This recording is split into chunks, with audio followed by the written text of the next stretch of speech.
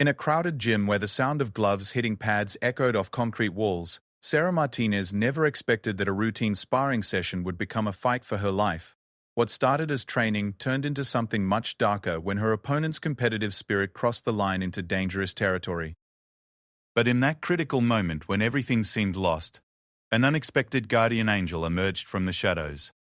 A retired Navy SEAL whose lightning-fast intervention would not only save Sarah's life but also expose a disturbing pattern that had been hiding in plain sight for months. This is the true story of how one woman's courage, combined with a warrior's protective instincts, brought justice to a place where power had been abused and silence had been bought with fear.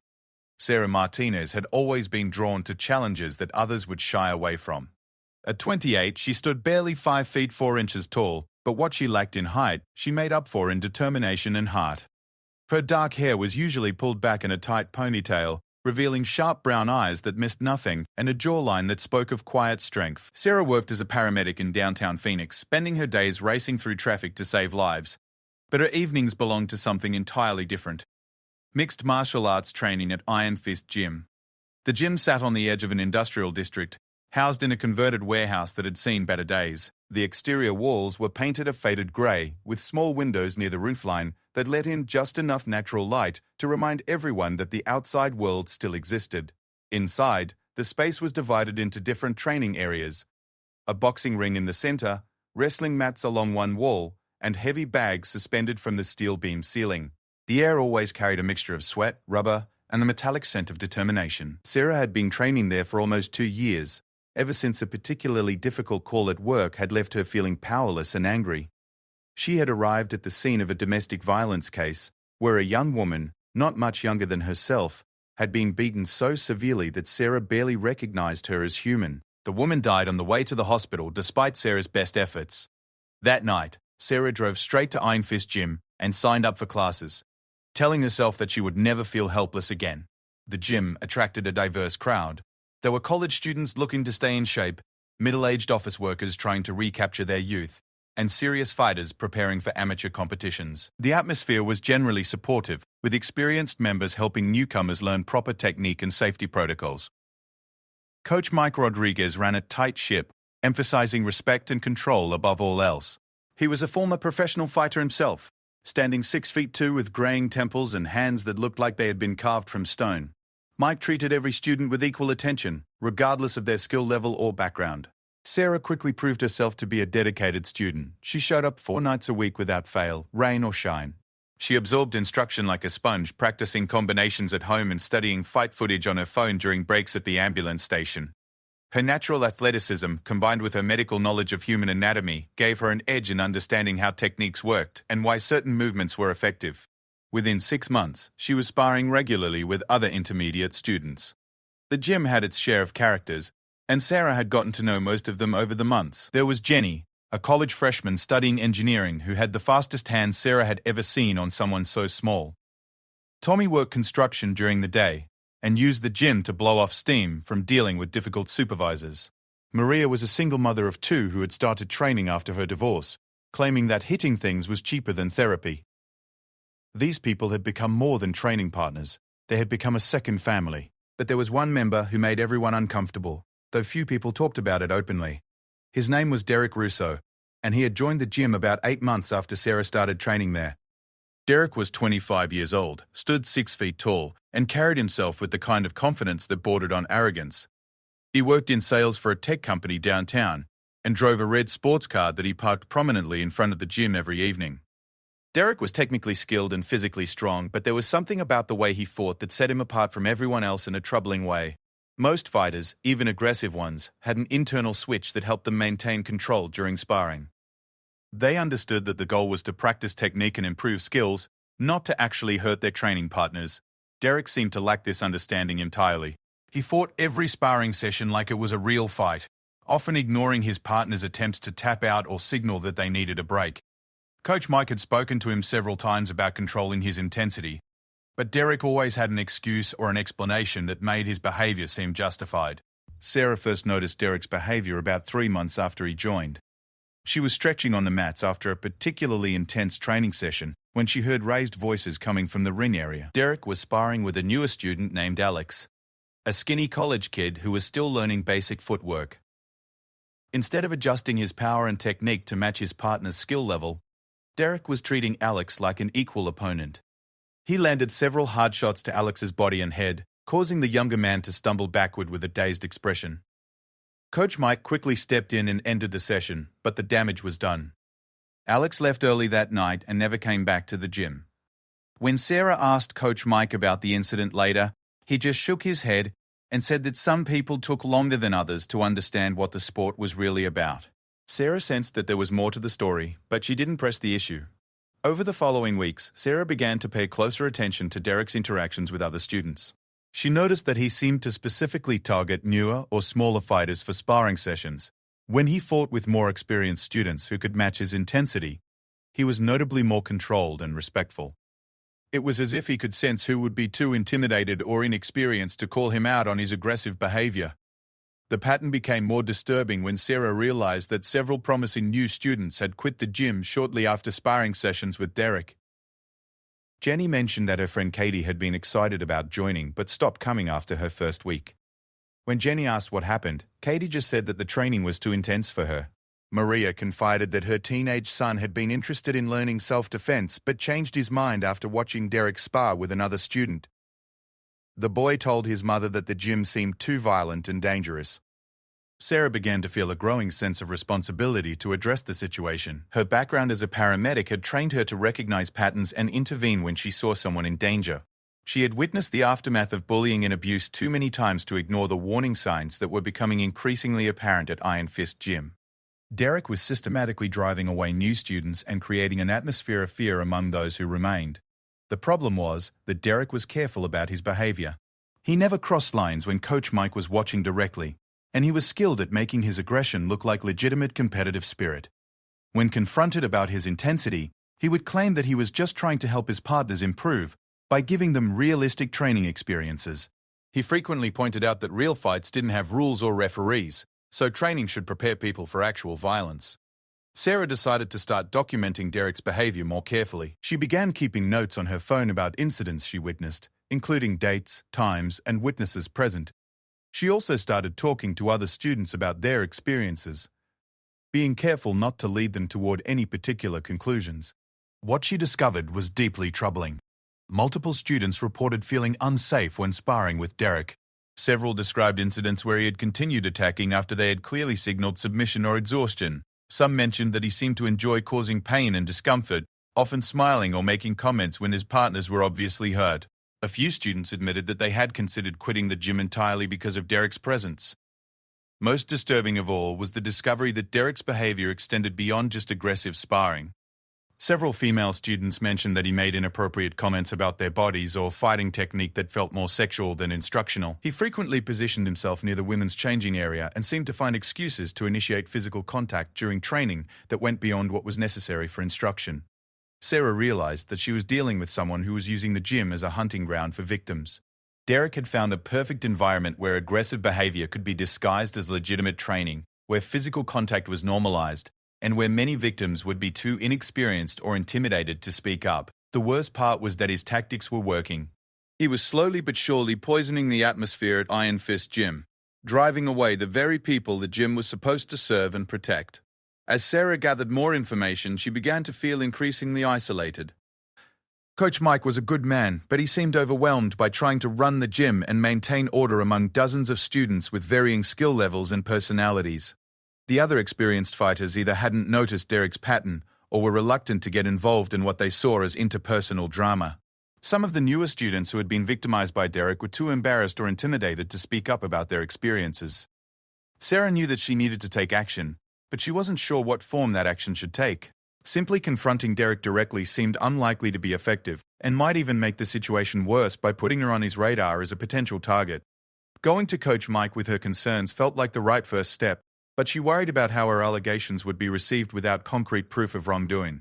The situation came to a head on a Tuesday evening in late October.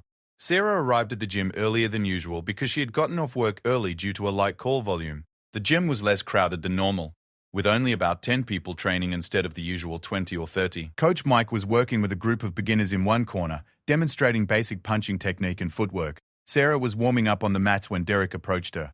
He was wearing his usual training gear, black shorts, a fitted t-shirt that showed off his muscular build, and expensive-looking gloves that he claimed were custom-made for his hands. His hair was styled with gel even though he was about to sweat, and he wore the kind of confident smile that Sarah had learned to associate with men who were used to getting their way through intimidation and charm. Derek asked Sarah if she wanted to spar, claiming that he was looking for a challenging partner to help him prepare for an upcoming amateur competition. Sarah had successfully avoided sparring with Derek for months by carefully timing her training sessions and always having alternative partners ready. But tonight, with the gym less crowded and Coach Mike distracted with the beginners class, she found herself without an easy excuse to decline. Against her better judgment, Sarah agreed to a light sparring session. She told herself that she could handle Derek's aggression and that having first-hand experience with his behavior might help her build a stronger case for addressing the problem. She also reasoned that sparring with him would give her an opportunity to assess his technique and attitude more directly than she could from observation alone. As they entered the ring and touched gloves to begin the session, Sarah noticed something in Derek's eyes that made her stomach tighten with apprehension. There was an intensity there that went beyond competitive spirit or training focus. It was the look of someone who saw an opportunity to hurt someone and was looking forward to taking advantage of it. Sarah realized in that moment that she had made a serious mistake, but it was too late to back down without seeming like a coward or making accusations that she couldn't prove. The first minute of sparring went relatively normally. Derek threw controlled punches and kicks, testing Sarah's defenses and reaction time. Sarah responded with her own techniques, trying to maintain the light contact and measured pace that was appropriate for a practice session. She began to relax slightly, thinking that perhaps Derek was capable of controlling himself when he wanted to, and that her concerns had been overblown. But as the session continued, Sarah noticed subtle changes in Derek's behavior. His punches began landing with slightly more force than necessary. His combinations became more aggressive and sustained. Most concerning of all, he began to ignore the small signals that experienced fighters use to communicate during sparring. The slight shake of the head that means ease up, the raised hand that indicates a need for a quick break, the step backward that suggests moving the intensity down a notch. Sarah tried to maintain her composure and adapt to Derek's increasing aggression. She had sparred with intense partners before and knew how to protect herself while still getting good training value from the session. But what was happening with Derek felt different from normal competitive intensity. He seemed to be deliberately escalating the situation, testing how much he could get away with before she would be forced to either fight back at full intensity or stop the session entirely. The turning point came when Derek landed a particularly hard combination to Sarah's head and body. The shots were technically legal within the context of sparring, but they carried significantly more power than was appropriate for practice. Sarah felt her vision blur slightly from the headshot, and the body punches knocked the wind out of her momentarily. She raised her hands and took a step back, clearly signaling that she needed a moment to recover. Instead of respecting her signals, Derek pressed forward with renewed aggression. He threw a series of punches that drove Sarah backward towards the ropes, following up with kicks aimed at her legs and body. Sarah realized with growing alarm that Derek wasn't just being overly competitive. He was actively trying to hurt her. This wasn't sparring anymore. It was an assault disguised as training. Sarah attempted to create distance and reset the pace of the session, but Derek continued to advance. She called out time to signal a break, but Derek either didn't hear her or chose to ignore her. The other people in the gym were focused on their own training and Coach Mike was still working with the beginners group on the far side of the facility. Sarah realized that she was essentially alone in the ring with someone who had apparently decided to use this sparring session as an opportunity to demonstrate his dominance and control. The situation was about to become much worse than Sarah could have imagined. Derek's demeanor changed completely as he sensed Sarah's growing vulnerability. The pretense of controlled sparring evaporated entirely, replaced by something much more sinister. His movements became predatory, calculated to corner Sarah and prevent her from escaping the ring. Every punch and kick was thrown with increasing malice, designed not just to score points or test technique, but to cause genuine pain and fear. Sarah tried to fight back defensively, using the techniques she had learned over 2 years of training. She kept her hands up to protect her head, moved her feet to create angles and distance, and attempted to counter Derek's attacks with controlled responses. That Derek's size and strength advantages were becoming more apparent as the session devolved from sparring into something approaching a real fight. Worse still, Derek seemed to be enjoying her distress, feeding off her growing fear and using it to fuel his own aggression. The gym's ambient noise, the sound of gloves hitting heavy bags, the squeak of shoes on mats, the casual conversation between training partners, created an acoustic barrier that isolated Sarah's situation in the ring. Her calls for timeout and attempts to de-escalate were lost in the general din of the facility. Coach Mike remained focused on his beginner's class, demonstrating proper stance and explaining basic safety concepts to students who would soon face the same kind of predator that Sarah was dealing with now. Derek began to use techniques that had no place in sparring. He threw elbows aimed at Sarah's head, launched knees toward her midsection when she was off balance, and used his superior reach to grab and control her movement in ways that were more reminiscent of street fighting than legitimate martial arts training. When Sarah tried to clinch and create a brief respite from his attacks, Derek used the position to land short, brutal shots to her ribs and back. The psychological component of Derek's assault was perhaps even more disturbing than the physical violence. He began talking to Sarah during the exchanges, making comments designed to break down her confidence and increase her fear. He told her that she wasn't as tough as she thought she was, that she was learning what real fighting felt like, and that she should have stayed home if she couldn't handle serious training. His voice carried a tone of satisfaction that made it clear he was deriving pleasure from her suffering. Sarah's paramedic training had taught her to stay calm under pressure and think clearly in crisis situations. Even as Derek's attacks intensified, part of her mind remained analytical, assessing the situation and looking for solutions. She realized that she had essentially three options: continue trying to defend herself and hope that Derek would eventually tire, or that someone would intervene; escalate her own level of violence and attempt to match Derek's intensity; or find a way to escape the ring entirely and end the session. The first option seemed increasingly unlikely to succeed. Derek showed no signs of fatigue, and his attacks were becoming more focused and dangerous with each passing moment. The other people in the gym remained oblivious to what was happening, and Coach Mike was still occupied with his class. Sarah was beginning to feel the effects of the sustained assault. Her breathing was becoming labored, her defensive movements were slowing, and several of Derek's shots had landed with enough force to cause genuine pain. The second option presented serious risks. Sarah was confident in her technical skills and had good cardio conditioning, but she was giving up significant advantages in size, strength, and reach. More importantly, escalating to Derek's level of violence would essentially validate his approach and potentially put her in legal jeopardy if someone was injured. Sarah had seen enough violence in her work as a paramedic to know that fights could turn deadly very quickly when participants stopped exercising restraint. The third option required Sarah to essentially concede defeat and retreat, something that went against every instinct she had developed through her martial arts training and her work in emergency medicine. But as Derek's attacks continued to intensify, Sarah began to realize that retreat might be her only viable option for avoiding serious injury. Sarah attempted to move toward the ropes and exit the ring, clearly signaling that she wanted to end the session. Derek immediately moved to cut off her escape route, positioning himself between Sarah and the ring exit. His message was clear: the session would end when he decided it should end, not before. This moment marked a critical escalation in Derek's behavior, transforming what could potentially be explained as overly aggressive sparring into something that more closely resembled kidnapping and assault.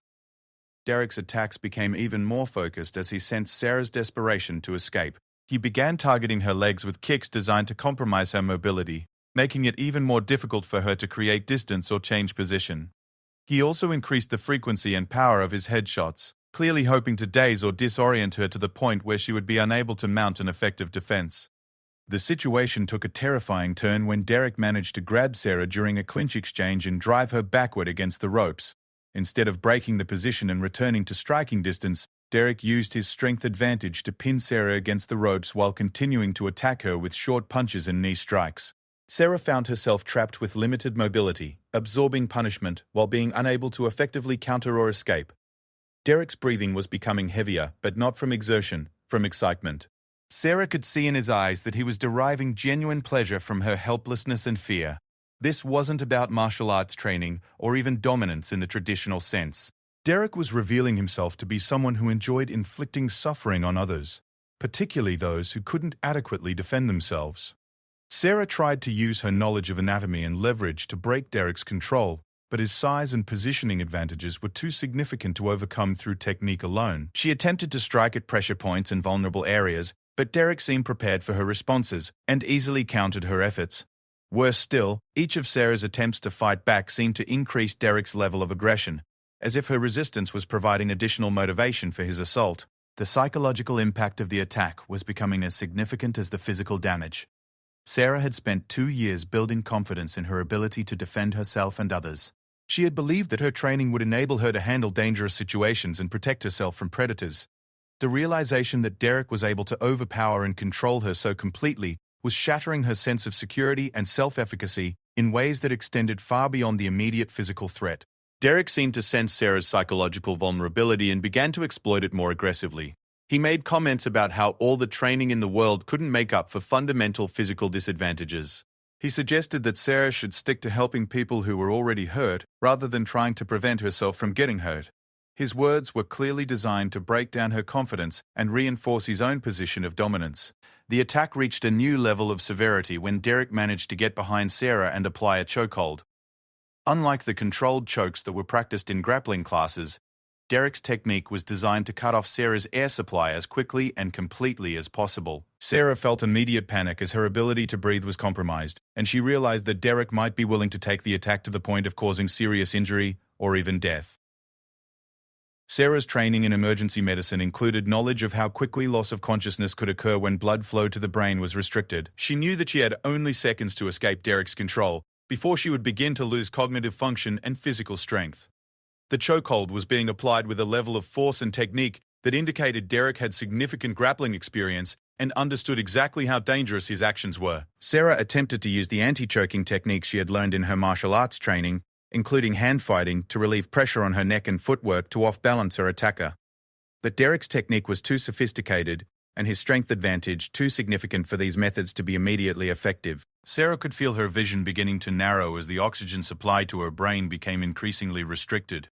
The psychological terror of the situation was amplified by the realization that Derek was essentially trying to render her unconscious in a public place where help should have been readily available. The fact that he felt confident enough to escalate to this level of violence suggested that he had done similar things before and believed he could control the narrative afterward. Sarah understood that she was dealing with a predator who had refined his methods over time and chosen his victims carefully. Derek's voice near her ear as he maintained the chokehold revealed the full extent of his psychological disturbance. He told Sarah that she was learning an important lesson about the difference between playing at martial arts and experiencing real violence. He suggested that she would think differently about her training and her capabilities after tonight. Most disturbingly, he implied that this kind of lesson was something that many of the gym students needed to experience. Sarah's strength was beginning to fade as the chokehold took effect. Her movements became less coordinated, and her vision began to tunnel. She could hear her own heart beating in her ears, and she realized with growing horror that Derek might actually be willing to choke her unconscious in front of a room full of witnesses. The confidence in his voice suggested that he believed he could explain away whatever happened as a training accident or an escalation that got out of hand. In what she believed might be her final moments of consciousness, Sarah's training and instincts coalesced into a desperate plan. She used her remaining strength to drive her elbow backward into Derek's ribs, while simultaneously dropping her weight and attempting to throw him over her shoulder. The technique was imperfect due to her compromised state, but it was enough to partially break Derek's control and allow her to take a gasping breath. Derek's grip loosened momentarily, but he quickly readjusted and attempted to reapply the chokehold. Sarah realized that her brief escape had only delayed the inevitable, and that Derek was committed to continuing the attack until he achieved whatever goal he had set for himself. She prepared for what she believed would be her final attempt to escape, knowing that failure would likely result in unconsciousness and whatever Derek planned to do while she was helpless. It was at this critical moment that the situation changed completely. Sarah heard a voice behind Derek that was calm but carried unmistakable authority. The voice told Derek to release the chokehold immediately and step away from Sarah. There was something in the tone that suggested the speaker was accustomed to being obeyed without question, and that failure to comply would result in immediate and severe consequences. Derek's response revealed both his arrogance and his fundamental misunderstanding of the situation he had created. Instead of releasing Sarah immediately, he tightened his grip and told the unknown speaker to mind their own business. Derek's voice carried the same confidence that had characterized his entire assault, suggesting that he believed he could intimidate or dismiss anyone who might interfere with his attack. The response was swift and decisive. Sarah felt Derek's grip disappear entirely as he was physically removed from behind her with what seemed like minimal effort. She collapsed to her knees, gasping for air and trying to restore her vision and equilibrium. Through her confused state, she could hear sounds of a brief but intense physical confrontation taking place behind her. When Sarah was finally able to turn around, she saw Derek lying motionless on the canvas of the ring. Standing over him was a man she had never seen before, but whose presence commanded immediate attention. The man appeared to be in his late 30s, with short graying hair and the kind of physical conditioning that spoke of serious military training. His expression was calm but alert, and his posture suggested someone who was completely comfortable with violence and confident in his ability to control any situation. The unknown man asked Sarah if she was injured and needed medical attention. His voice carried genuine concern, but also the efficiency of someone accustomed to assessing casualties and prioritizing responses. Sarah managed to tell him that she thought she was okay, though her voice came out as a hoarse whisper due to the trauma to her throat. The man's next actions would prove to be as important as his intervention in the attack itself. Instead of simply checking on Derek or leaving the scene, he began to take control of the entire situation in a way that suggested extensive experience with crisis management and evidence preservation. The man who had intervened introduced himself simply as Marcus Chen, but there was something in his bearing that suggested a much more complex background than his casual introduction implied. Marcus was approximately 6 feet tall with broad shoulders and the kind of lean muscle mass that comes from functional fitness rather than gym workouts. His hands showed evidence of extensive training in combat sports, with scarred knuckles and calluses that spoke of years spent hitting heavy bags and grappling with opponents. Most notably, his eyes held a level of alertness and tactical awareness that Sarah had only seen in military personnel and law enforcement officers with significant field experience. Marcus moved through the ring with practiced efficiency, first ensuring that Derek was unconscious but breathing normally, then carefully documenting the scene with his phone camera. He photographed Derek's position, took pictures of the red marks on Sarah's neck where the chokehold had been applied, and captured images of the general ring area that might be relevant for any subsequent investigation. His actions suggested someone who understood the importance of evidence preservation and had experience with situations where legal proceedings might follow. The speed and precision of Derek's takedown had been remarkable to witness. Marcus had applied what appeared to be a rear-naked choke of his own, but with a level of technical expertise that made Derek's assault on Sarah look amateurish by comparison. Derek had lost consciousness within seconds, with no opportunity to resist or counter. The technique had been applied with surgical precision. Enough pressure to achieve immediate unconsciousness, but not so much as to cause permanent injury or death.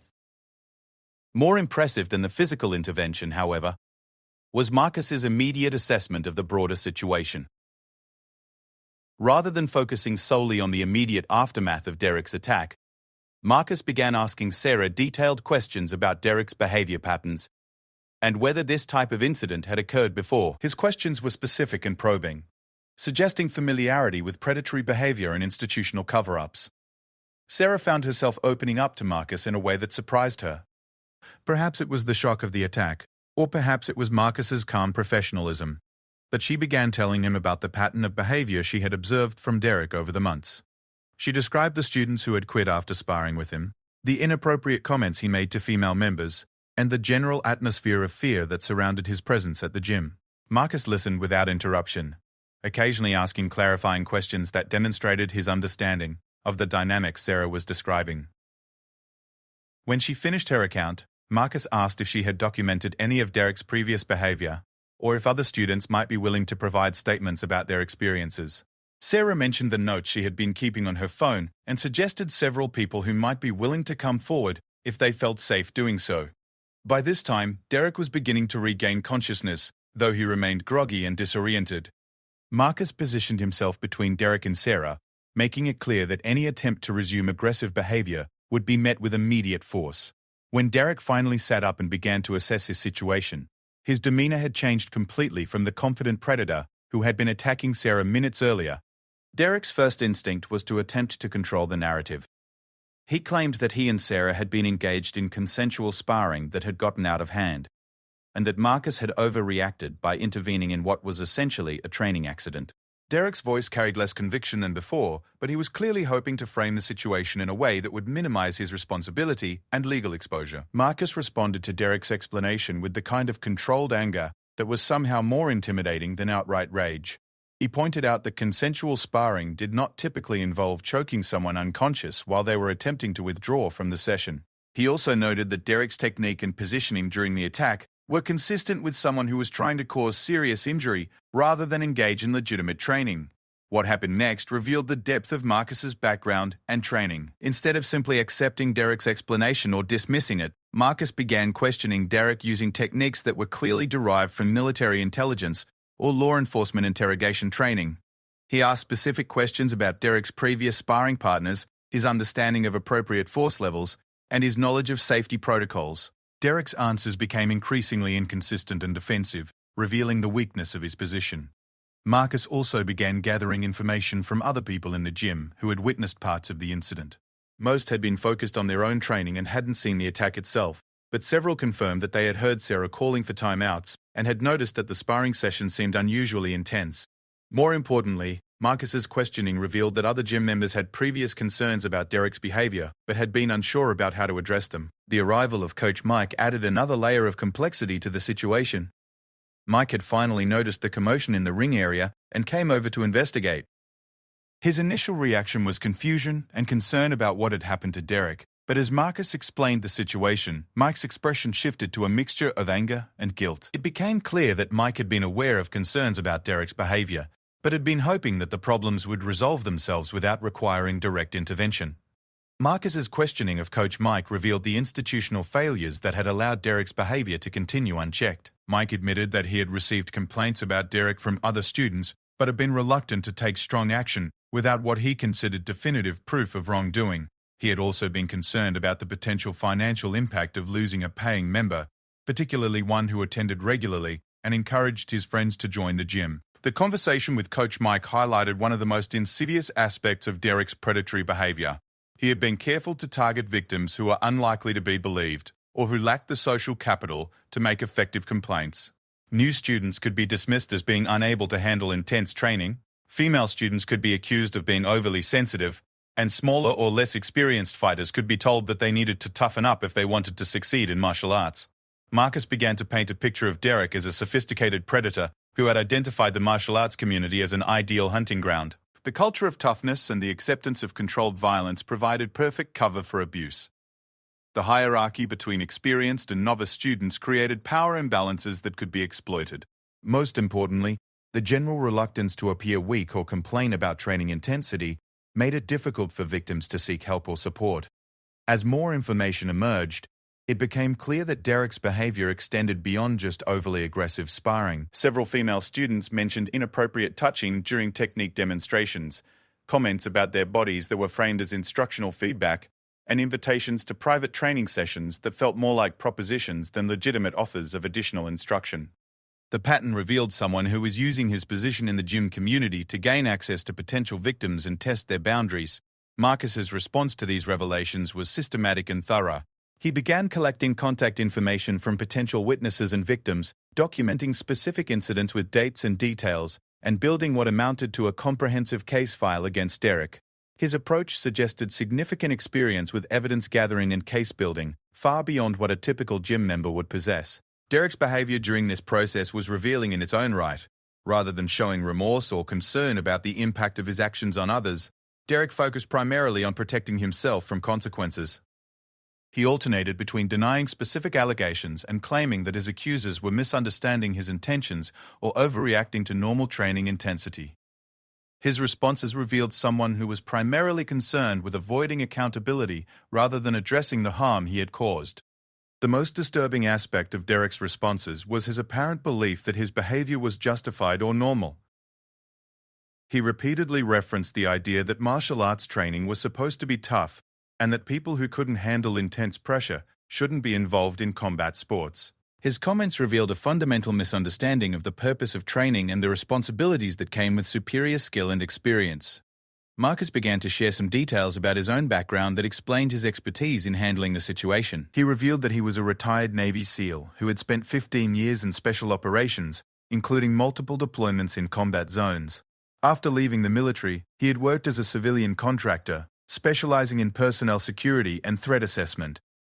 He had recently moved to Phoenix and was looking for a gym where he could maintain his fitness and potentially do some part-time instruction. The revelation of Marcus's background added significant credibility to his assessment of Derek's behavior and his understanding of the institutional failures that had allowed the situation to develop.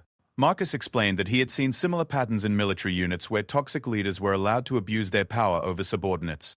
The common elements included targeting vulnerable victims, exploiting institutional hierarchies, and counting on organizational reluctance to address problems that might reflect poorly on leadership.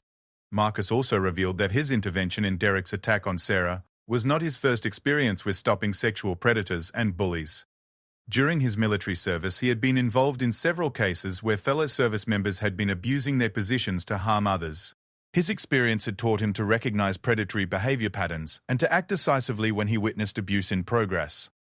The most significant revelation came when Marcus explained that Derek's behavior likely constituted criminal assault, and that the evidence he had gathered could support prosecution if Sarah and other victims were willing to come forward. Marcus offered to help connect the victims with appropriate legal resources and to provide his own testimony about what he had witnessed. He also suggested that the gym's liability in allowing Derek's behavior to continue could result in civil action against the business. Derek's reaction to the prospect of legal consequences was immediate and revealing. He began making threats about his own legal representation and claiming that any charges against him would result in countersuits for assault against Marcus Parth. His threats were empty bluster, but they demonstrated his continued belief that he could intimidate his way out of accountability for his actions.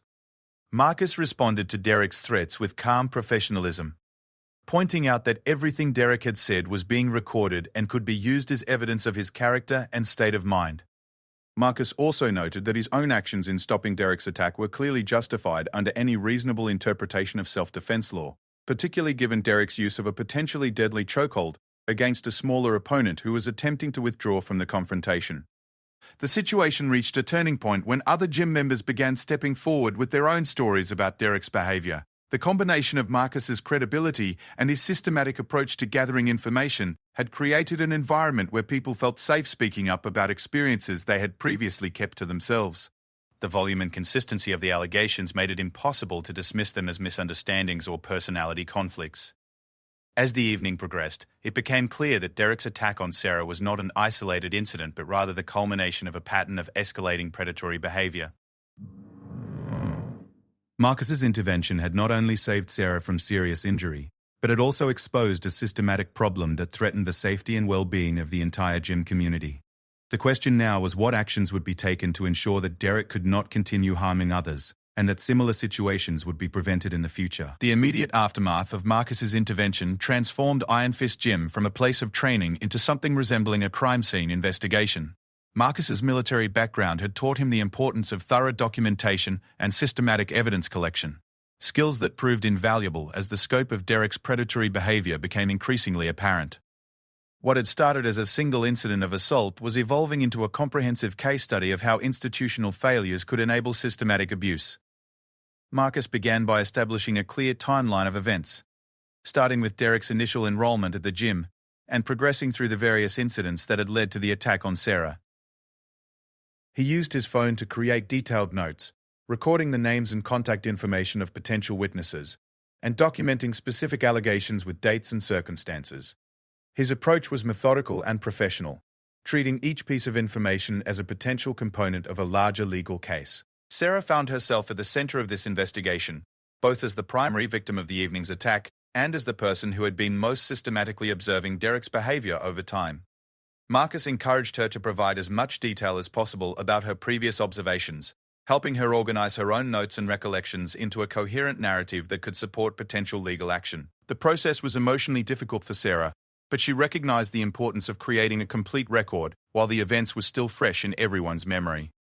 The revelation that emerged most clearly during this process was the extent to which Derek had been enabled by the gym's informal culture and Coach Mike's reluctance to address problems decisively. Multiple students confirmed that they had raised concerns about Derek's behavior to Coach Mike or other senior members, but that their complaints had been dismissed as personality conflicts or training disagreements. The pattern revealed a systematic failure to protect vulnerable members in favor of avoiding confrontation and maintaining the gym's reputation. Jenny, the college freshman with the fast hands, was among the first to provide detailed testimony about Derek's behavior. She described several incidents where Derek had made inappropriate comments about her body during training, framing his remarks as technical feedback about her fighting stance and movement. She also mentioned that Derek had repeatedly invited her to private training sessions, claiming that she had potential that could be developed with more individual attention. Jenny had declined these invitations, but Derek's persistence had made her increasingly uncomfortable about training at the gym. Tommy, the construction worker, provided a different perspective on Derek's behavior that highlighted the predatory nature of his target selection. Tommy confirmed that Derek was much more controlled and respectful when sparring with larger, more experienced male fighters. Derek seemed to instinctively understand that aggressive behavior towards someone like Tommy would result in immediate retaliation, so he modified his approach accordingly. This selective aggression proved that Derek's behavior was calculated and intentional, rather than simply poor impulse control or misunderstanding of appropriate training intensity. Maria, the single mother, revealed perhaps the most disturbing aspect of Derek's influence on the gym community. She explained that she had stopped bringing her teenage son to the gym because Derek had made him uncomfortable with comments about needing to toughen up and suggestions about what would happen to him if he ever had to defend himself in a real fight. Derek had positioned himself as an expert on violence and survival, using fear and intimidation to establish psychological dominance over younger or less experienced members. The investigation also revealed that Derek's inappropriate behavior extended beyond the gym itself. Several female members reported that Derek had obtained their contact information through gym records or social media and had sent unsolicited messages outside of training hours. These messages often started as innocent questions about training schedules or technique advice, but quickly evolved into personal comments about their appearance or invitations to meet outside the gym context. The pattern demonstrated that Derek was using his position in the gym community to gain access to potential victims' personal information. Marcus's questioning revealed that Coach Mike had been aware of many of these issues, but had consistently chosen to minimize their significance or avoid taking decisive action. Mike admitted that he had received multiple complaints about Derek over the months, but had been hoping that the problems would resolve themselves if he simply monitored the situation more closely. His reluctance to confront Derek directly stemmed from a combination of conflict avoidance, concern about losing a paying member, and uncertainty about how to handle allegations that fell into grey areas between inappropriate behavior and outright assault. The financial dimension of the gym's failure to address Derek's behavior became increasingly apparent as the investigation continued. Iron Fist Gym was a small business operating on relatively thin profit margins, and every monthly membership payment was significant to its financial stability. Derek paid his fees promptly, attended regularly, and had brought several friends to the gym as new members. From a purely business perspective, Derek was a valuable customer, and his removal would represent a meaningful financial loss for Coach Mike. Marcus pointed out that this financial consideration, while understandable from a business perspective, represented a fundamental failure in the gym's responsibility to provide a safe training environment for all members. He explained that businesses that facilitated contact sports and self-defense training had heightened obligations to prevent abuse, both because of the physical risks involved and because of the vulnerable populations they often served. The gym's failure to address Derek's behavior could expose Coach Mike and the business to significant legal liability. The investigation took an unexpected turn when Marcus discovered that Derek had been documenting some of his own behavior through social media posts and private messages. Derek's online presence revealed someone who took pride in his ability to intimidate others and who viewed aggressive behavior as a sign of strength and authenticity. He had posted several videos of himself sparring with smaller or less experienced partners, including some footage that clearly showed excessive force being used against opponents who were obviously outmatched. More disturbing were Derek's private messages to friends and acquaintances outside the gym, where he bragged about his ability to break in new students and teach people what real fighting was about. These messages revealed someone who saw the gym as a venue for demonstrating his dominance and who derived satisfaction from causing fear and submission in others. The electronic evidence provided crucial corroboration for the victim testimony and demonstrated that Derek's behavior was premeditated and intentional. Sarah's medical background proved valuable in documenting the physical evidence of Derek's assault. She was able to photograph the marks on her neck where the chokehold had been applied, and she provided detailed descriptions of the physiological effects she had experienced during the attack. Her professional knowledge of strangulation injuries helped establish that Derek's technique was potentially life-threatening and went far beyond anything that could be justified as legitimate training. The investigation also revealed the psychological impact that Derek's behavior had on the broader gym community. Multiple members described feeling anxious about training, particularly when Derek was present. Some had modified their workout schedules to avoid times when Derek typically trained, while others had considered quitting the gym entirely.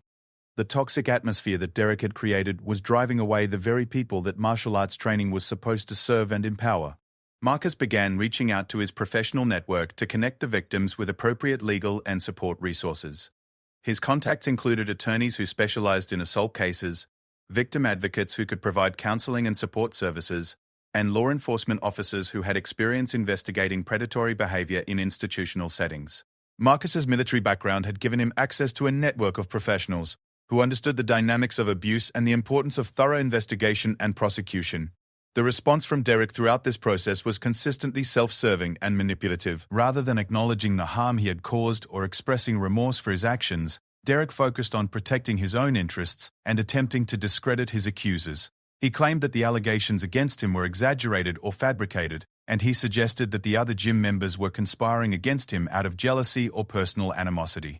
Derek's attempts at manipulation became more sophisticated as he realized the seriousness of his situation. He began reaching out to potential witnesses individually, attempting to convince them to modify their statements or refuse to cooperate with any investigation. He offered various explanations for his behavior that were designed to minimize his responsibility while maintaining his position as a victim of misunderstanding or overreaction. The most revealing aspect of Derek's response was his complete lack of empathy for the people he had harmed. Even when confronted with detailed descriptions of how his behavior had affected others, Derek showed no genuine remorse or understanding of the impact of his actions. His primary concern remained his own reputation and legal exposure, demonstrating the narcissistic personality traits that had likely contributed to his predatory behavior in the first place. Marcus's investigation also uncovered evidence that Derek's behavior at Iron Fist Gym was part of a larger pattern that extended to other areas of his life. Former co-workers described Derek as someone who bullied subordinates and used his position to intimidate others into compliance. Several women who had dated Derek reported that he had become controlling and aggressive in personal relationships, using physical intimidation to maintain dominance.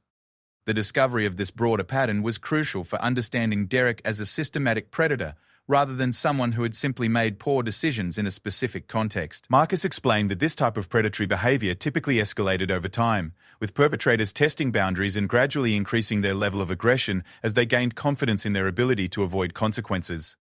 As the evening progressed and more evidence accumulated, it became clear that Derek's attack on Sarah represented a significant escalation in his predatory behavior.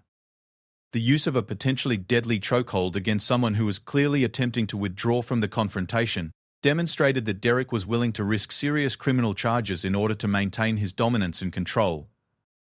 Marcus began preparing for the possibility that law enforcement would need to be involved in the case. He organized the evidence he had collected into a format that would be useful for police investigators, including witness statements, photographic evidence, and documentation of Derek's online activity. He also began preparing the victims for the possibility of giving formal statements to police and potentially testifying in court proceedings. The process of investigation and evidence gathering had transformed the gym from a place where Derek felt comfortable preying on vulnerable people into an environment where his behavior was being systematically exposed and documented. Marcus's intervention had not only stopped Derek's immediate attack on Sarah, but had also created the conditions necessary for accountability and justice. The question now was whether the legal system would take the case seriously, and whether Derek would finally face meaningful consequences for his predatory behavior. The legal proceedings that followed Marcus's intervention moved with surprising speed, largely due to the comprehensive evidence package that had been assembled during the immediate aftermath of Derek's attack on Sarah. The combination of witness testimony, physical evidence, electronic documentation, and Marcus's credible account of the assault created a case that prosecutors were confident they could win in court. Derek's attorney quickly realized that his client's position was untenable and began negotiating for a plea agreement that would minimize Derek's prison exposure while ensuring that he faced meaningful consequences for his actions. Sarah found herself at the center of a legal process that was both empowering and exhausting. As the primary victim of Derek's most serious assault, her testimony would be crucial to securing a conviction. The process of preparing for trial required her to relive the attack in detail multiple times, working with prosecutors to ensure that her account was clear and compelling for a jury. Marcus provided invaluable support during this process, both as a witness to the events and as someone who understood the psychological impact of violence on its victims. The investigation expanded significantly once law enforcement became involved, revealing that Derek's predatory behavior had extended far beyond Iron Fist Gym. Detectives discovered that Derek had been asked to leave 2 previous martial arts gyms due to inappropriate behavior toward other students. In both cases, gym owners had chosen to handle the situations quietly rather than involving police, allowing Derek to simply move on to new hunting grounds without facing consequences for his actions. More disturbing was the discovery that Derek had been using online martial arts forums and social media groups to identify potential victims and target gyms with vulnerable populations. His posts in these communities consistently emphasized themes of toughness, authenticity, and the need for realistic training that prepared people for actual violence. This messaging served a dual purpose. It attracted people who were seeking serious self-defense training, and it provided ideological cover for increasingly aggressive behavior during training sessions. The prosecution's case was strengthened by testimony from Derek's former victims at other gyms who had been hesitant to come forward previously, but found courage in the comprehensive investigation that Marcus had initiated. These witnesses established a clear pattern of predatory behavior spanning several years, demonstrating that Derek's attack on Sarah was not an isolated incident or training accident, but rather the culmination of a calculated campaign of abuse. Derek's attempts to defend himself revealed the depth of his narcissism and his fundamental inability to accept responsibility for his actions. His attorney eventually convinced him to accept a plea agreement that included prison time, mandatory counseling, and permanent prohibition from participating in martial arts gyms or training facilities. The agreement also required Derek to pay restitution to his victims and to register as a violent offender, ensuring that future communities would be warned about his potential for predatory behavior. The impact of the case extended far beyond Derek's individual prosecution. Coach Mike faced both criminal and civil liability for his failure to address Derek's behavior, despite receiving multiple complaints from gym members. The investigation revealed that Mike's reluctance to take decisive action had been motivated primarily by financial concerns, rather than genuine uncertainty about the appropriateness of Derek's behavior. This institutional failure had enabled Derek's escalating violence and put multiple people at risk. The civil lawsuit filed by Sarah and other victims against Iron Fist Gym resulted in a significant financial settlement that forced Coach Mike to implement comprehensive reforms to the gym's safety protocols and oversight procedures. These reforms included mandatory background checks for all members, formal complaint procedures for reporting inappropriate behavior, and regular training for staff on recognizing and responding to predatory behavior. The settlement also required the gym to work with victim advocacy organizations to develop educational programs about consent and appropriate behavior in contact sports. Marcus played a crucial role not only in the immediate response to Derek's attack, but also in the longer-term process of reforming the gym's culture and preventing similar incidents in the future. His military background and security expertise made him uniquely qualified to assess the institutional failures that had enabled Derek's behavior and to recommend specific changes that would address these vulnerabilities. Working with Sarah and other victims, Marcus developed a comprehensive safety protocol that served as a model for other martial arts facilities throughout the region. The protocol included specific guidelines for appropriate behavior during sparring and training, clear procedures for reporting and investigating complaints, and mandatory education for all members about the differences between legitimate training intensity and abusive behavior. The educational component of Marcus's reform efforts was particularly important because it addressed the cultural factors that had allowed Derek's behavior to flourish. Many martial arts communities struggled with distinguishing between appropriate toughness and training intensity versus abusive behavior that was disguised as legitimate instruction. Marcus's program provided clear guidelines and examples that helped instructors and students recognize the warning signs of predatory behavior before it escalated to the level of serious assault. Sarah's recovery from the attack was facilitated by the sense of purpose she found in helping to reform the gym's culture and protect future students from similar experiences. Her background as a paramedic had already given her skills in crisis intervention and trauma response, but the process of seeking justice for Derek's assault deepened her understanding of how predatory behavior operated in institutional settings. Working with Marcus and victim advocacy organizations, Sarah became an effective spokesperson for the need for comprehensive safety protocols in martial arts communities. Her ability to speak from both professional expertise and personal experience made her a compelling advocate for reforms that prioritize victim safety over institutional reputation or financial considerations. The transformation of Iron Fist Gym became a case study that attracted attention from martial arts organizations throughout the country. The comprehensive nature of the reforms, combined with the detailed documentation of how predatory behavior had been enabled by institutional failures, provided valuable lessons for other gym owners and instructors who wanted to create safer training environments for their students. Marcus eventually decided to make Phoenix his permanent home, partly because of the relationships he had developed through his involvement in reforming Iron Fist Gym. He began offering specialized self-defense instruction that emphasized not only physical techniques, but also situational awareness and the psychological dynamics of predatory behavior. His classes attracted students who were specifically interested in learning how to recognize and respond to real-world threats, rather than just sport competition. The partnership between Marcus and Sarah evolved into a comprehensive program that addressed both the immediate physical skills needed for self-defense and the broader social dynamics that enabled predatory behavior in institutional settings. Their combined expertise in military tactics, emergency medicine, and trauma response created a unique educational resource that was adopted by law enforcement agencies, military units, and civilian organizations throughout the region. Derek's imprisonment provided a measure of justice for his victims, but the more significant victory was the systematic change that his case had catalyzed throughout the martial arts community. The comprehensive documentation of how predatory behavior could be enabled by institutional failures provided a roadmap for prevention that extended far beyond the specific circumstances of Iron Fist Gym. The ripple effects of the case continued for months after Derek's sentencing. Other gyms voluntarily implemented similar safety protocols after learning about the legal and financial consequences that Coach Mike had faced. Martial arts organizations began requiring safety training for instructors and establishing formal procedures for investigating and responding to complaints about inappropriate behavior. Perhaps most importantly, the case changed the conversation within the martial arts community about the responsibility that experienced practitioners and gym owners had to protect vulnerable students. The traditional culture of toughness and self-reliance was balanced with a new understanding that creating safe training environments required active intervention when predatory behavior was identified.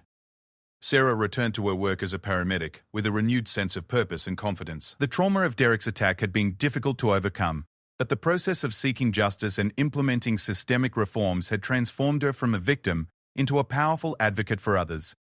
Her experience had taught her that recovery from violence required not just personal healing, but also action to prevent similar harm to others. Marcus found that his intervention in Derek's attack had given him a new mission in civilian life that was as meaningful as his military service had been. The skills he had developed in special operations, situational awareness, rapid decision-making, and protective intervention proved to be directly applicable to protecting vulnerable people in civilian communities. His work in reforming martial arts safety protocols became a template that was adopted by other organizations throughout the country. The legacy of that October evening at Iron Fist Gym extended far beyond the immediate participants. Derek's attack on Sarah had lasted only minutes, but Marcus's intervention had triggered changes that would protect countless future students from similar experiences. The systematic documentation of predatory behavior and institutional failures provided evidence that supported not just individual justice, but comprehensive reform of an entire community's approach to safety and accountability. The case demonstrated that effective intervention in predatory behavior required not just immediate physical protection, but also sustained effort to address the institutional and cultural factors that enabled such behavior to flourish. Marcus's military background had given him the skills to recognize these broader patterns, and the persistence to follow through on comprehensive solutions rather than simply addressing immediate threats. Years later, Iron Fist Gym had been transformed from a place where predators could operate with impunity into a model facility that prioritized student safety and empowerment. The reforms that had been implemented in response to Derek's attack had created a training environment where people could develop physical skills and confidence without fear of abuse or exploitation. Sarah and Marcus's partnership had demonstrated that trauma could be transformed into positive change when victims were supported by people with the skills and commitment necessary to address institutional failures systematically. The story of Derek's attack and its aftermath became a powerful example of how individual courage, combined with systematic intervention and institutional reform, could transform communities and protect vulnerable people from predatory behavior. Marcus's split-second decision to intervene in Derek's assault had saved Sarah's life, but their subsequent collaboration had created changes that would protect countless others for years to come.